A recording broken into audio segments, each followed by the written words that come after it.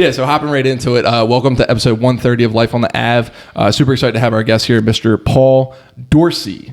Did I say that correct? Dorsey? You're correct. Not Dorsey? Dorsey. Gotcha. Paul Dorsey. Paul is managing director and senior wealth advisor at Mariner Wealth Advisors, bringing over 20 years of deep financial expertise to our conversation. A chartered financial analyst, CFA. That's what the CFA stands for? A chartered financial analyst. Correct. Gotcha. Not a CFP? Not Different? a CFP. Okay. That's a certified financial planner? That is. We're just getting the dictionary terms going right now. But Paul specializes in helping high net worth families find that elusive wealth-life balance through everything from retirement planning to socially responsible investing. I believe the back of your book says you don't discriminate. Regular net worth, high net worth, ultra high net worth. Correct. Yep. No minimums. And then his fascinating career journey stretches from serving as a supply officer in the U.S. Navy on board the USS Clark to founding his own asset management firm. If that wasn't immersive enough, Paul holds a bachelor's in mathematics from Villanova, an MBA, and a master's in English and creative writing. Master's in English, we should have been asking you what a polymath is, not Google what a polymath is. You're the one who wrote it. Yeah. What you put to use as a published author of the book Ditch the Pitch, as well as Forbidden Inheritance. He's a true polymath, aka a Renaissance man who knows how to make a complex financial concepts incredibly accessible. So please help us give a warm welcome to Mr. Paul Dorsey. And we have another special guest with us as well too. A couple special guests here. We got Big H making his podcast debut, and then we have the lovely Miss Allie Dorsey as our live studio audience today. So Paul, thank you so much for coming on today. Glad to see I put Big H to sleep already. He was Big wide awake H. when I came in. Yeah. So I'd say first question to you. Any life advice? How old are you? I'm 58, going up 59. 58, 2 daughters. Are you the older one, younger one? Older one. So 58, 2 daughters. I would say, first things first, after reading the book, I was like, all right, like how we connected and everything like that was a true Delaware way, talking to a guy at a wedding. You're selling a book, a financial book at a hair salon. I'm like, this guy knows everything about business. I got to talk to him. Number one, I'll just start it off. We'll see at the end of the interview. You just hold your question, answer till the end. Number one, do you want to, be a mentor to Vince Garman? Because I need to get some guidance here. And then number two, any advice for raising children? I would say the one thing I think about is when I go to Little League games or softball games and the kids are acting up and the parents are always like, stop that or I'm going to take you out of the game. Mm-hmm. They never take them out of the game. So if the kid's doing something wrong and you make a threat, hold to your threat and then you'll never be challenged again. True? Is that true? We'll get some live feedback. Allie's younger sister was at Friendly's and she wanted ice cream before her waffles. Ooh. And we said no. And how can you have any pudding if you don't eat your meat? That's exactly right. Pink Floyd, you wouldn't know that. Patrick knows that though. So she kept having a temper tantrum, and I said, if you keep this up, we got to go outside. So we went outside while they finished their breakfast, lunch, whatever it was, and she was never allowed back into Friendly's. Ever again? No, so it was a lesson she learned at 4, and I've never seen her act up again. She got invited to a party there when she was 9, and I'm like, I don't think you can go. Your picture's on the cash register. And she told her friend that. But. That's hilarious. I very much agree with that. Just talking life, like I was raised in Delco, so I was brought up by a pack of wolves. That's what the Preston and Steve show told me one time. Okay. When I called in there, I was like, I'm Vince from Delco. They're like, all right, so you're raised by wolves? Yeah. So my mother and my grandmother gave me the Italian blessing, which is just the backhand right across the face. Love it. My wife and I don't believe in the gentle parenting lifestyle. And I have a 4-year-old, a 3-year-old, and then a 10-week-old. And I'm the disciplinarian, and it's extremely biblical, discipline a child and they won't stray from the path. So good to know. Has she strayed from the path? Not that I know of. Just to Nashville, just living it up. Who knows what's going on in Nashville? Just living it up. I just had it on the mic. Yeah, we'll figure it out. Yeah, but we got to get a burpee out of this guy. The Catholic school guilt? Yeah. Caitlin, have you ever had the Catholic school guilt? Caitlin just had the Catholic school guilt the other night there. So hopping into it. He's totally milk drunk. Yeah, this This is going to make the whole video. Yeah, so this is just like, we just roll with the punches here. He looks more like Lazinski than Schmidt. Yeah, my brother's favorite player from back in the day is John Kruk. So as long as he doesn't turn out like Crocker, I think he'll be doing all right. Be on TV. Yeah. Crocker's not doing too bad. He lives a good life. And while we're just speaking about the Phillies, shout out Ben Davis and his son Tog Davis, #1 baseball player. Like, guy's got like 34 home runs for Louisville. Just crazy. Yeah, but Ben Davis played at my little league, Aston Middletown Little League. So you defined him. Yep. Yeah. But so hopping into it today. So main reason why we're here, you've written a book, and apparently this is not your first book. This is your second book. So yeah, that's the second. You said you didn't want to be holding it up the whole time, but I'll hold it up for you. You can see how thin it is. Ever since I've been in business, my companies, whoever I've worked with or for, are giving me these 300-page tomes about how to change your business life or make it better. And nobody ever reads them. They just put them on kind of like that bookcase you got. The GG shelf of knowledge over there. Yep. Yeah, they kind of just sit there and grow dust. And I thought that I'd write something a little bit simpler, a little bit easier to read, and in English. Yeah, definitely. And so I would say kudos to you, because that is definitely one of the thoughts I had. So brief background on us. We're a residential real estate firm. My wife claims that, we're a marketing firm that sells houses. And with these guys, I was an avid reader, and I've gotten back into reading a lot.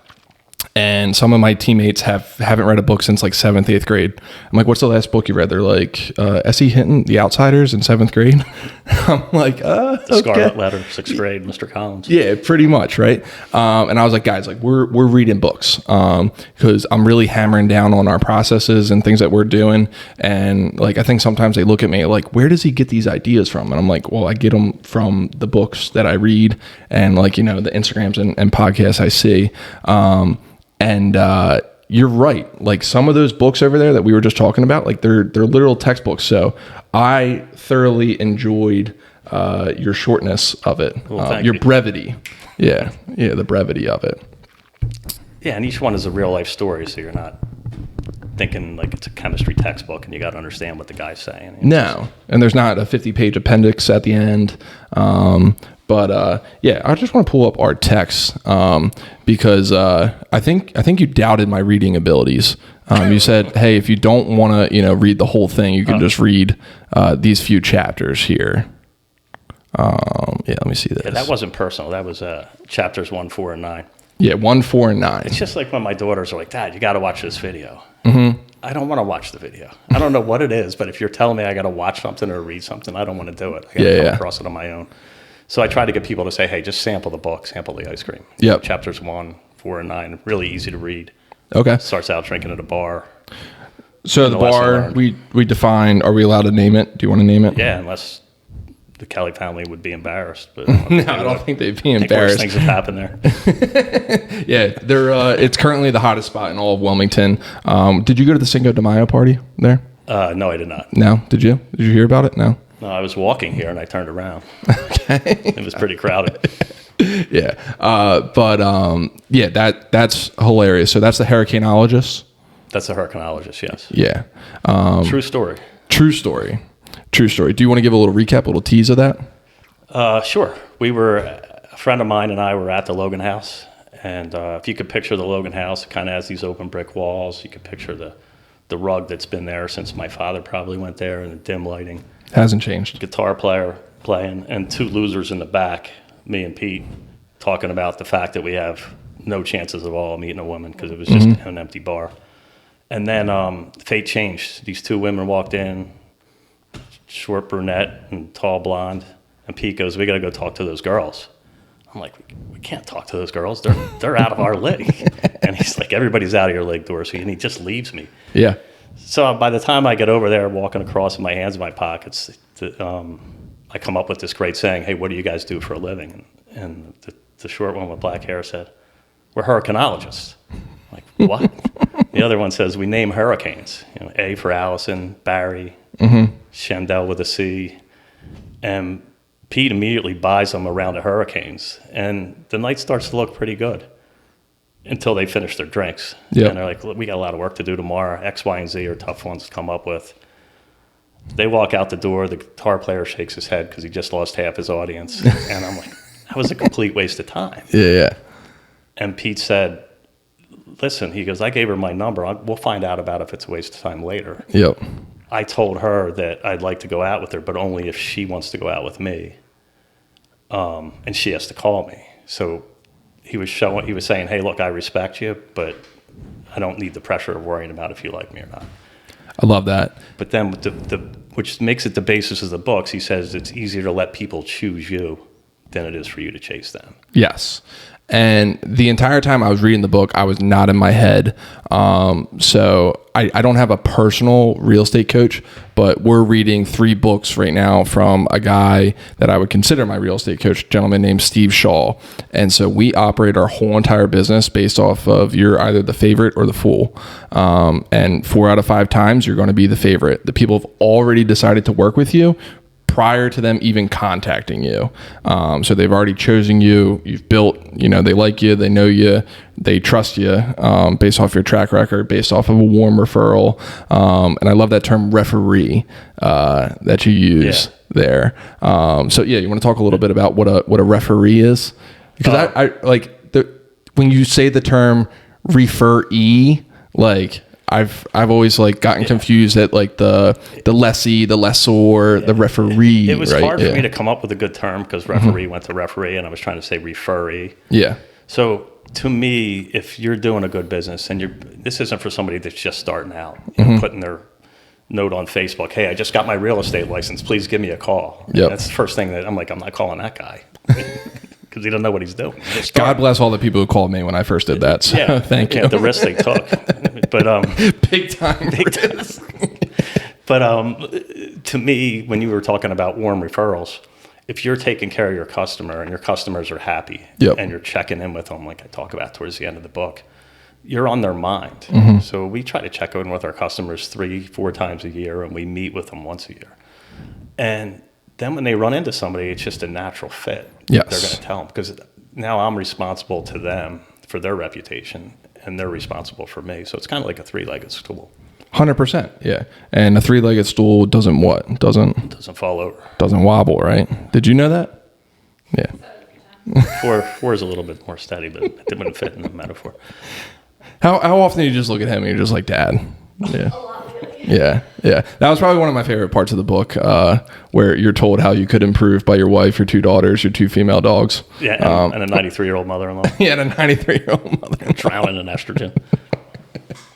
That's hilarious. But I think that like there's just so much like to be learned from how you wrote this book, how you built this business versus like what is taught and thrown at us every single day.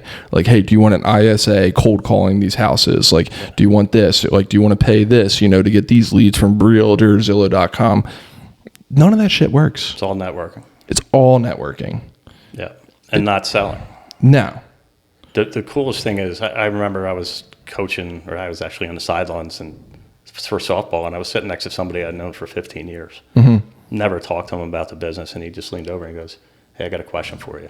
And he became a customer. Yeah. It took a little while, but he had to develop that trust. And frankly, I think our industries are similar. I've had more realtors call me about this than financial advisors. I mean, so it's definitely hitting home. Realtors call you. Financial advisors, you have a relationship. People keep coming back to you. Yep. And hey, when the market's going up like it is now, it's the client's fault. And when the market's going down, it's my fault. But if you have that relationship and they understand where you're coming from and why you did it, it's a solid relationship. So as I got older and we had more down markets, I got less and less calls because people trusted in what we were doing and how we had it managed. But with realtors, and you correct me if I'm wrong, you meet somebody, you have a relationship with them, you help them find a house, and then it's done. But it doesn't have to be done. You can call them a month later. You put them on the list at the end of the year for Christmas cards. You call them next year, see how the house is going. But the one thing I don't like, what happens is you call them in and say, hey, by the way, do you have any referrals? And I hate that. I hate that. So put to it me, in it your should be email just- signature. By the way, the greatest compliment you can give me is a referral to your friends and family. Yeah, give me 5 people that you know when you're done the sale. It's, they were hiring you to do something. They didn't plan on paying you with referrals. No. And how much does a referral cost? Why don't I just pay in referrals? You give me the commission back. Correct. Yeah, correct. And like, apologies for crushing your train of thought. The PSA was Patterson, Schwartz and Associates, the old school brokerage around here. We're kind of like the new school way. But what I found, what's new school is old school. It's those reach outs. It's, checking in on people. Like for instance, for us, Garmin Group, we do community-based events. So, like the coffee event where I met your daughter the other week. We do a photos with Santa in here at the office. We do a cookie drop-off around Christmas time. Home anniversary cards. Just those little things. And the most basic thing is just like the phone call. It's literally just checking in, and it's nothing about business. Yeah. Let that person bring up the business or steer it towards real estate if they want to. And if not, that's totally okay. Yeah, I agree with you. And another thing is referrals. Mm-hmm. So I always talk about Joe the Roofer. And I ran into Joe. Joe the Roofer was great. I ran into him at Dunkin' Donuts. This morning? No. The first time I ever met him. The first time? Yeah. And I said, did you used to coach at Tallyville? And he's like, yeah, I coached at Tallyville. And he was ahead of me, so his daughters were a little older than mine. But I recognized his face, and we just sat down and started talking.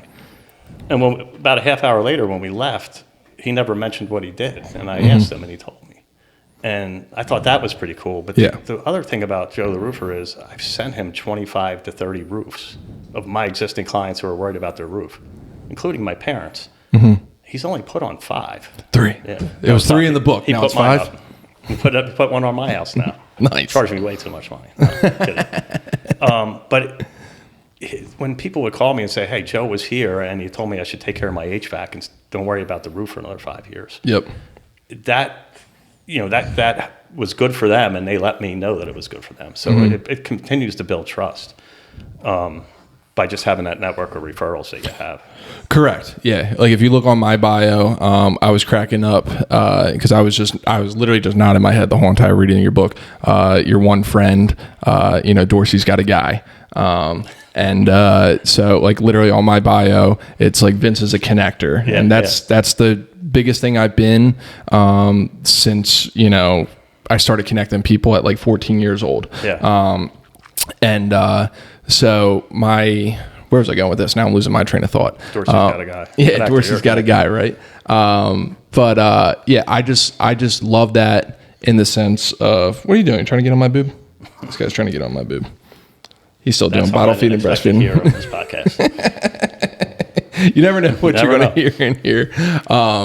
Like our biggest thing when we go into like some listing appointments and everything like that, a lot of realtors just turn their nose up at rentals. We have a property management business, and like I look at all this stuff. We're one of the few teams that probably walk into houses and say like, hey, have you considered renting this? Like, like what does that look like for you if you hold on to this property?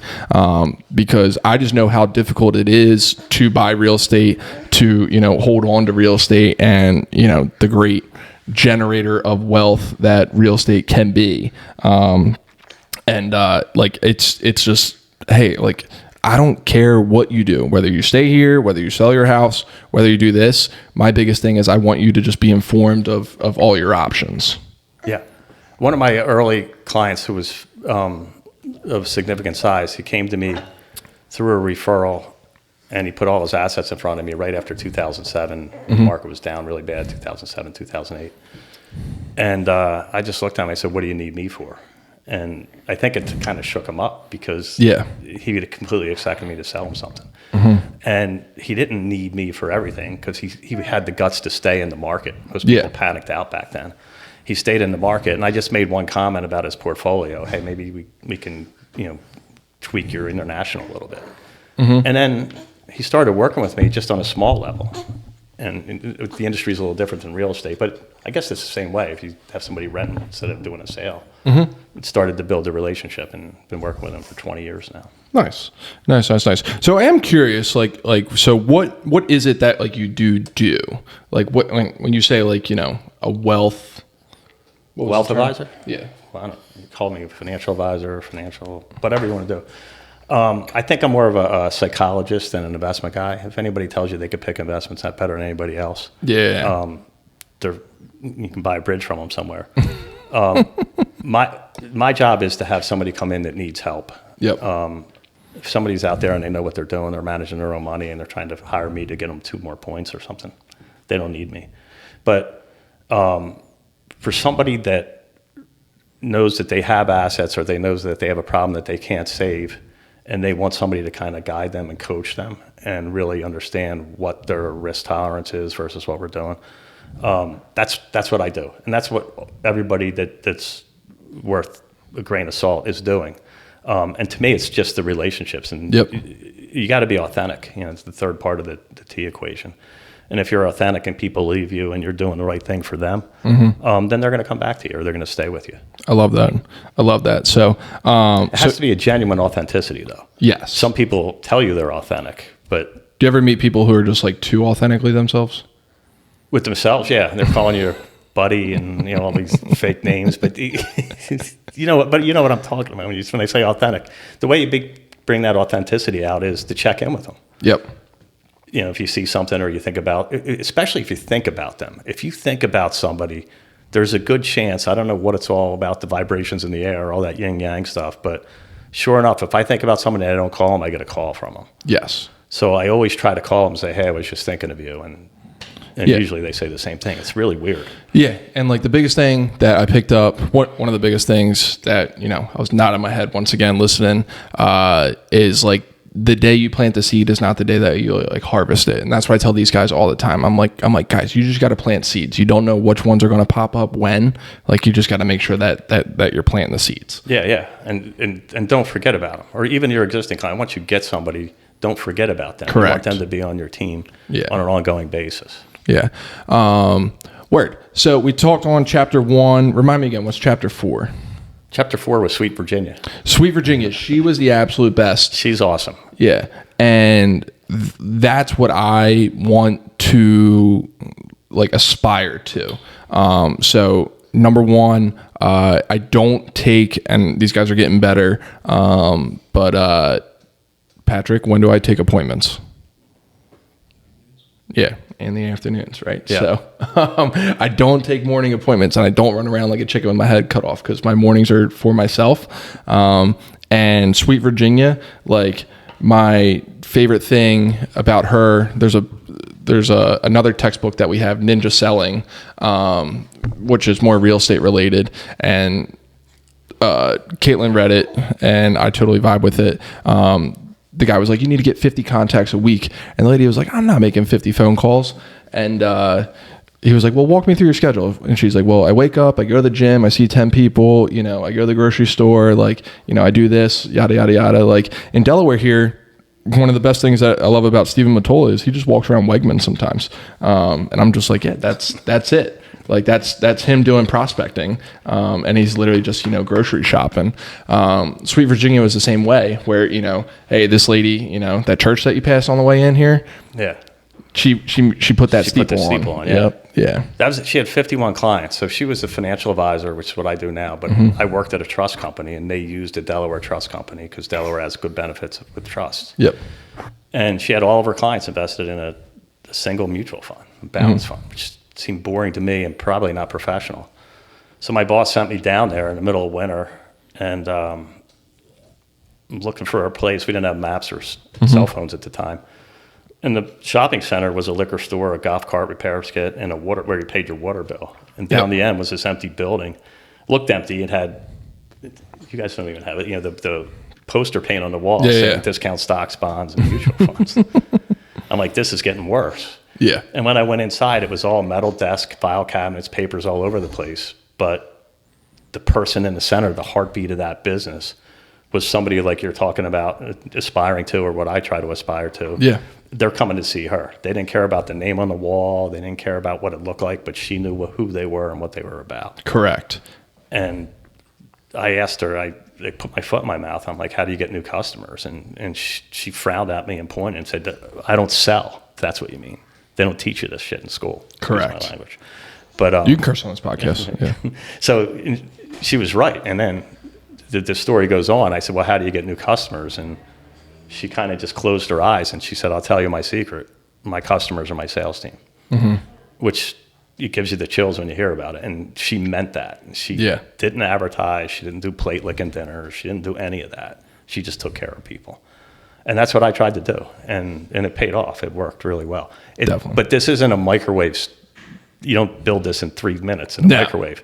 This takes time, but it lasts for a long time. So yeah, that's my another, big takeaway from it is like there is no shortcut to success. There is no, microwave, get it 30 seconds later. I sent these guys an email similar to what I was talking about at the beginning with, hey, more leads, like more listings, more sales sort of deal. It's like you look like you're winning, but you're actually losing versus, the opposite. Like, you're winning so slow that it feels like you're losing. And like at a certain point, like the Phillies.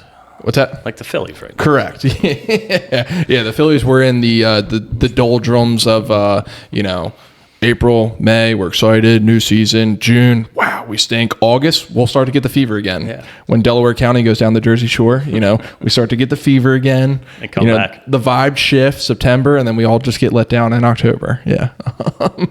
But like at a certain point in time, you kind of like that momentum is real and it shifts. I've felt it in my business. How would you describe it like in your business? So now that I'm owned by a bigger company, they always want your budgets and what your sales are going to be for the year.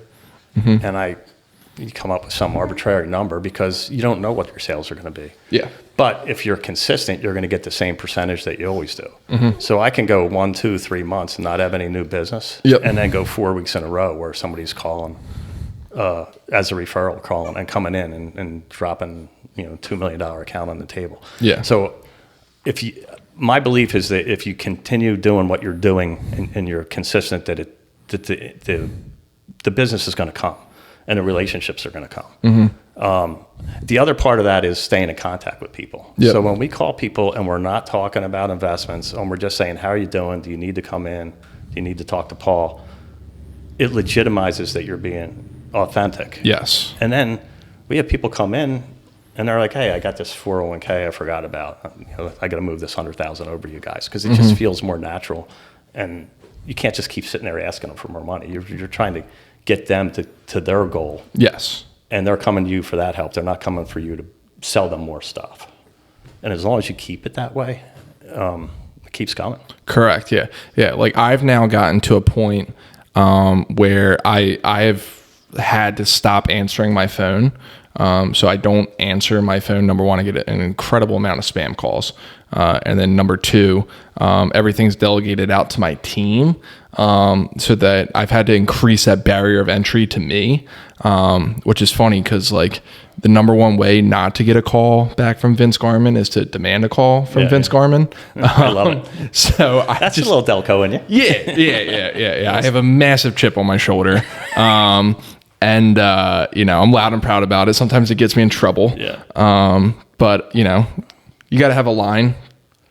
Sometimes you got to step over that line to, remind yourself that you have one. So, But you were talking about appointments. When I first started out, we were working out of the house in the basement and come up to the dining room table and have 2 or 3 people in on a weekend. And because I was working and raising kids, so I was just trying to break into an independent job. Yep. But then I realized it was affecting my family life because I'm meeting people at 8:00 at Stanley's, or at night, and and legitimately. Who are you meeting at 8:00 at Stanley's at night, right? Yeah. And so people thought they could call you anytime they wanted, and then you look at what doctors do; they have appointments, they set it out. I don't need to see somebody tomorrow; I can see them next week. Favorite of the fool. Yeah, they'll wait for you. Yeah, and if there's an emergency, somebody's in a hospital, there's a death, then it's a different story. You call me anytime you want. I get a little nervous when contractors are like, I can start tomorrow. That's a good point. Yeah, I'm like, they're not busy enough. It's like going into an empty restaurant. Correct. That you've never been to before. I think Yeah. it's a little bit. Unless it's Attilio's, then they ask you if you have a reservation. Yeah. That's a really good point. Yeah. So we talked chapter 1, chapter 4, chapter 9. Remind me. Chapter 9 is my favorite story. Allison was there. We just moved into our house. I opened the front door at dusk, and I scare the hell out of a sparrow. He flies in, makes a right turn, goes into the living room, goes to the highest point on the curtain rod. And I'm thinking, I want the sparrow out, and the sparrow wants to get out, but I can't communicate to the sparrow. Mm-hmm. So the 93-year-old mother-in-law comes in, because now it's bedlam. There's a bird in the house. There's a bird in the house. And she turns the light on in the stairwell, and the bird flies up the stairwell to where the girls live. And now I'm like, we're never getting this bird out. But it dawned on me that the bird trusted the light. Mm-hmm. So I sent Allie in to get a flashlight out of the junk drawer. And she Dad, you got one on your phone. Yep. She said, you idiot, you got one on your phone. But I think we needed this bigger one, because I don't think that light would have been focused. No. So my mother-in-law's on the steps. I'm like, shine it down the steps. Allie opened the door and then shine it towards the door. And damn if that bird didn't fly in. It was like an airplane making a right-hand turn. Yep. And the point of that story is, and I don't, my wife says they should just be able to figure that out in the book, but I don't come out and say, hit them over the hammer, hit the nail with the hammer. Mm-hmm. The point of that story is, I can't tell anybody I'm a good financial advisor. Mm-hmm. And you can't tell anybody you're a good realtor. Yep. You can, but they're not going to believe you, especially if you have an attitude and you're not talking to them. We're not answering their phone calls. But if I'm getting my hair cut with Kelly and she says, hey, you got to talk to Dorsey, he wrote this book, then it legitimizes it. But it took her a while to read the book, so I'm still not sure if she read the book, but I think she did. So it might not have been good information. We're going to walk right over there right after this and say, Miss Kelly, did you read the book? Yeah. Here's a 10-question quiz. It's a great place to get a haircut, Avenue Cuts. Yeah. No, it's...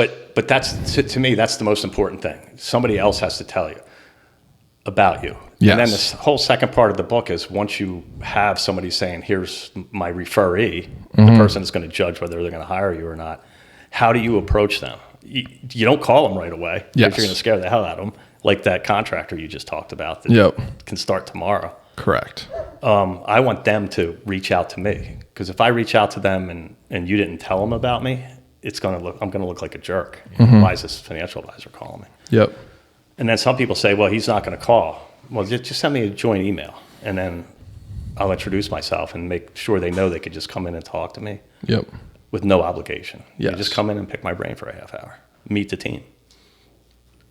Yep. Yeah. So a few things in there. Number one, not sure what kind of grades you got, but your book is very biblical. So you got a lot of God themes in there. So the one right now that we're talking about is let someone else praise you, not your own lips. Okay. I'm huge. I'm connected with my faith big time. Having 3 kids will do that to you. But I wasn't quoting the Bible in there. Not outwardly, but that's how I took it. Because literally there's people, I go to an open house and I see my competition out there. I see, what the general public looks like. And I'm in the back of my mind, I'm singing, I'm like, I run the number 3 team in the state of Delaware. I'm 33 years old. The bar is set so incredibly low in my business that I've already reached it. I'm like, let's just take this whole entire thing over, because the general public needs a good service out here. And that's how I look at all these guys. We don't sell anything. It's the service. You come in, you have a buyer appointment, you have a listing appointment. It's just not a fly by the seat of your pants, click a link on Zillow, show up and meet some random person there sort of deal. And it's, it's tried and true. And these people, I love when they try to tell me how to do my job. And I'm like, have you sold 500 houses in the last 5 years? I don't think so. Thank you for the compliment. I'm young, decent looking guy sort of deal. But I've been in this industry 10 years now. And I just sit there just with my mouth closed and just watch these people just pop off, and I'm just like, what is going on? You're like Paul McCartney and the Beatles, John Lennon. Took them 10 years of knowing what they were doing until they became popular. They just played on stages in Germany or somewhere in the red light district. Yeah. People always think, the overnight success, like they don't see, me grinding away, working in my 2-bedroom house with my 2nd bedroom being my office. Yeah. Yeah. And then I'm having a baby and I'm like, oh my God, what do I do now? Oh, I'm going to lease this office. Right? Yeah. Yeah. We're multitasking. That's why you have the energy drink. Yep. Yeah, correct. Need this. Second big biblical concept. Sorry, I didn't offer you any lunch here, but you're big into breaking bread. So you mentioned a lot of times, maybe have some hoagies here for them. So I'm not sure. Were you hungry when you were writing the book, or is breaking bread? That's a big thing. Jesus broke bread. It's important. I have one person I work for. He never wants to have a meeting over a meal, but. The biggest thing financial advisors do is they have these, $20,000 dinners they're paying for to get all people my age out. Let me know when those are. Yeah, I want to go to one. Learn about the guarantee that they're going to get on the annuity. You get invited to any big restaurant you can get invited to, and there's 30 people that look like me there. Mm-hmm. I call them plate licking dinner. So clearly, if they're spending that much on dinner, they're trying to sell something that's going to pay them back. So they're getting a return on it. I would much rather have somebody come in and we just pick up. We're regulars at Capriati's on Concord Pike. Okay, that's your spot. We just have a turkey sub or an Italian sub or both if it's a couple. You don't go the Bobby? And if they ask for the Bobby. So we always ask people what they want. So if you schedule a 12 o'clock lunch, there's always a sandwich there. Nice. And people have gotten to know that, so they're like, we want to come in at lunch, and sometimes 1:30 gets a leftover. But I think it's important to get to know the person and show that, hey, look, I'm not just in here to make a quick sale. You learn so much about someone having a meal with them. Their mannerisms. If I see someone just grab a fork like this, I'm like, oh, that's a Neanderthal right there. It's like being on a golf course. Yeah. Right. So the other point I want to make is once you start working with people and they trust you, and it might be a little different in the industries, but if people are trusting you with their money, they trust you with questions about their health. They trust you with questions about their spouses, their real estate, their kids. And that's why I started out saying I'm more of a psychologist than an investment guy. 100%. I mean, we've got the big team behind us for the investments, making sure it's in the right spot, but they come to us for a lot of different things. How many people have cried on these shoulders? Literally probably 3, but people that are calling about, hey, something just happened to mom. Can you come down to the hospital? Yep. That's another thing in here. I always say, always go to the hospital visit if it's appropriate. Always go to the funeral. Have you met anybody who's like giving so much of your book back to you as I have? No. Okay, gotcha. Because I have some more in there. And we got till 2:00, right? Yeah. I have a 2:00 call. I don't know. Yeah. What time is it now? It's like 12:45. Yeah, I'm fine. Gotcha. You're going to bore people if we go too long. No, they're all looking at. No one listens to this anyway. This is for us. So, few things here. Number one, big reason why I started the podcast. One of my best friends from high school, his dad passed away a few years ago. But prior to that, he was a lacrosse savant, big time Philadelphia lacrosse guy. Did a 90-minute podcast, and it's a capture of his voice. So it's a documentary of his voice. So I'm like, my wife, she is very much 20 minutes in and out. Patrick loves my wife. Me, she's like, you're not fucking Joe Rogan. So no one wants to do a 4-hour podcast with you, right? But I just when am I going to get an opportunity like this? Maybe over at Capriati's lunch, something like that, maybe, right? Check it out. But a few things in there. Number one, my brother owns a funeral home, so my mom prays for houses for me every day, and not people to die, but if they die, that they go to my brother. Shout out Bateman Allen Funeral Home in Brookhaven, Pennsylvania. Love it. But literally, funerals, some of the best networking out there, and it's literally just, hey, I take the time, I plan out the funerals, like you have to go right at the beginning, if it's going to be a big one, you try to get there early, and you just go and show that you care. I thought you were talking about networking with the line. I was worried about that you were going down the wrong road here. But because that can happen in Delaware. Yeah. You're going to see people on the way in and out, and you just if you talk to them, great. But if not, you just give the wave sort of deal. Yeah. Because I'm big on you got to respect the elders, you got to respect the people, when they pass away. So I was huge on that. Hey, go to the funeral, go see the person in the hospital. I was huge on that. The other thing as well too, your one friend who's like, hey, if I ever get light sort of deal, I call one of my friends in New York City, and then I schedule and go have lunch up there. I think a lot of people in this world. You're talking about the guy on the golf course. Yeah. The lawyer. Yep. He goes, yeah. I used to work on referrals, and if I didn't have anybody to talk to, I would just call people and say I'm going to be in town. Yeah, and then I booked a train ticket and go up there. And I'm big on Patrick and I are reading Proverbs right now, and like a lot of people in Proverbs just think like, oh, I'm just gonna like wait on the Lord, like I'll just trust on the Lord. And it's like, no, like God wants you to get up and go to work, and then like he'll direct your steps after that. So like you can't just sit back. You have to put some action in there. So literally just the act of you thinking about it, boom, people call you, right? And imagine if you were just like acted on that impulse and just called them, on the upfront. So that's what I say you do. If you think of somebody, call, just check in. Yep. How you doing? I'm not calling for anything. That's it. It's a wonderful thing when somebody calls you and they don't want anything. And they're just checking in on you. Yeah. It's great. It happens like once every 2 years for me. It's great, except for our generation, we're just traumatized. So whenever my mom calls me, I'm like, who died? Like, what's going on, right? Yeah. Some of my friends, some of the women that went to Padua, I call them, that's the first thing they say to me, who died. Yeah. So you did mention golf in the book, but yeah, you learn a ton about somebody on the golf course. Yeah. I have people that I've played golf with that have asked me to work with them, but I never bring it up. Mm-hmm. And I never take clients. To me, it's I don't need to spend 5 hours with somebody. Do you keep a handicap? Yeah. Do you want to disclose what that is, or do you want me to look it up? 10-5. 10-5, nice. 11. Dangerous. You're in the dangerous zone right there. The problem is, if you're not practicing your short game, you're not going anywhere. Oh, come on. Don't speak that into existence with me. I'm struggling right now. Your golf's going to suck for 17 more years. I know, yeah. I posted a couple low numbers at the end of last year and then a couple at the beginning of this year. And I was holding steady to that 8. It's a 9.3 real quick. So I'm going up. I'm going up. It was a 7 prior to kids. I also stopped playing with people that just wanted to play. Yeah. Because I'd get out there and they're taking practice swings into sand traps. And they clearly didn't know much about golf. They kind of got to be referred to me if I want to play with them. Correct. Yeah. If not, it's a nightmare. Yeah. Have you utilized like your connections to like are you into golf? Do you have any hobbies? Any collectibles? What do you got?